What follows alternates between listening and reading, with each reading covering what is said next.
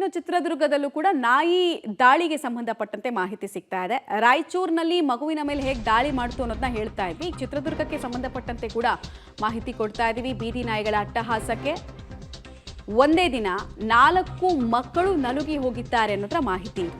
ಚಿತ್ರದುರ್ಗ ಜಿಲ್ಲೆಯ ಚೇಳಗುಡ್ಡ ನೆಹರು ನಗರ ಬಡಾವಣೆಯಲ್ಲಿ ನಾಯಿ ದಾಳಿ ಆಗಿದೆ. ಇಲ್ಲೂ ಕೂಡ ಅಷ್ಟೇ, ತಮ್ಮ ಪಾಡಿಗೆ ತಾವು ಮಕ್ಕಳು ಮನೆ ಅಂಗಳದಲ್ಲಿ ಆಟ ಆಡಿದ್ದು, ನಾಯಿಗೆ ಹೋಗ್ಬಿಟ್ಟು ಹೊಡೆದ್ರು ಕಲ್ಲಲ್ಲಿ, ಅಂಥದ್ದೇನೂ ಆಗಿಲ್ಲ. ಇಲ್ಲಿ ಟ್ಯೂಷನ್ಗೆ ಹೋಗ್ತಾ ಇದ್ದ ಬಾಲಕನ ಮೇಲೆ ಇನ್ನೊಂದು ಕಡೆ ದಾಳಿ ಮಾಡಿದೆ. ನಗರಸಭೆ ಜಿಲ್ಲಾಡಳಿತದ ನಿರ್ಲಕ್ಷ್ಯದ ವಿರುದ್ಧ ಪೋಷಕರು ಕಿಡಿಕಾರ್ತಾ ಇದ್ದಾರೆ. ನಾಯಿಗಳ ಹಾವಳಿ ತಡೆಯುವಲ್ಲಿ ಅಧಿಕಾರಿಗಳು ಕಂಪ್ಲೀಟ್ ವಿಫಲರಾಗಿದ್ದಾರೆ. ಇನ್ನೆಷ್ಟು ಸಾವುಗಳಾಗಬೇಕು, ಇನ್ನೆಷ್ಟು ಜನ ದಾಳಿಗೆ ಒಳಗಾಗಬೇಕು ಅಂತ ಕೇಳ್ತಾ ಇದ್ದಾರೆ. ಆಟ ಆಡೋಕ್ಕೂ ಬಿಡಬಾರ್ದಂದ್ರೆ ಒಳಗೆ ಇಟ್ಕೊಂಡು ಹೆಂಗೆ ಸಾಕ್ತಾರೆ ಮಕ್ಕಳಿಗೆ? ಟ್ಯೂಷನ್ಗೆ ಹೋಗಿ ಬರ್ತಾ ಇದ್ದ ನೋಡ್ರಿ,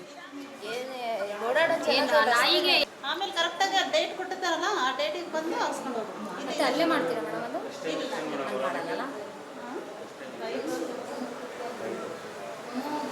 ನೋಡ್ರಿ ಸರ್, ಹಿಂದೆ ಅಲ್ಲಿ ಹೆಂಗೆ ಕಚ್ಚಿದೆ ಅಂತ ಪ್ರಾಣ ಹೋದಂಗಾಗ್ತದೆ. ನಮ್ಮ ದೊಡ್ಡ ಚಿಕ್ಕ ಮಕ್ಳು ತಾನೇ ಕುತ್ಕೊಂತಾರೆ ಹೇಳ್ರಿ. ಆಟ ಆಡೋಕ್ಕೂ ಬಿಡಬಾರ್ದಂದ್ರೆ ಒಳಗೆ ಇಟ್ಕೊಂಡು ಹೆಂಗೆ ಸಾಕ್ತಾರೆ ಮಕ್ಕಳಿಗೆ?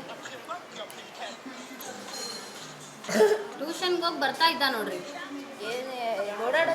ನಾಯಿಗೆ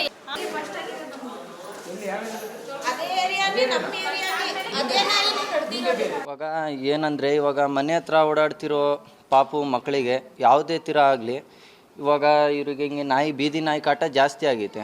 ಸರ್ಕಾರದಿಂದ ವಿನಂತಿ, ನಗರಸಭೆಯಿಂದನೂ ವಿನಂತಿ ಮಾಡುತ್ತೀನಿ, ದಯವಿಟ್ಟು ಅವರು ಕಾರ್ಯ ಅನ್ನೋದು ಏನೈತೆ ಪಾಲಿಸ್ಬೇಕು. ಅವರು ಅದು ಹಿಡ್ಕೊಂಡು ಹೋಗಿ ಅದೇನು ಮಾಡ್ತಾರೋ ಏನೋ ಗೊತ್ತಿಲ್ಲ. ಒಟ್ಟು ಮಕ್ಕಳಿಗೆ ಈ ರೀತಿ ಏನು ಮುಂದೆ ತೊಂದರೆ ಆಗಬಾರ್ದು. ಇವಾಗ ಎಷ್ಟು ಜನಕ್ಕಂದರೆ ಸುಮಾರು ಒಂದು ಕೇಸ್ ಇವೆ, ರೇಬಿಸ್ ಕೇಸ್ ಅಂದ್ರೂ ಸುಮಾರು ನಮ್ಮ ಚೇಳಗುಡ್ಡದಾಗೆ 10-15 ಕೇಸ್ ಆಗಿದ್ದಾವೆ.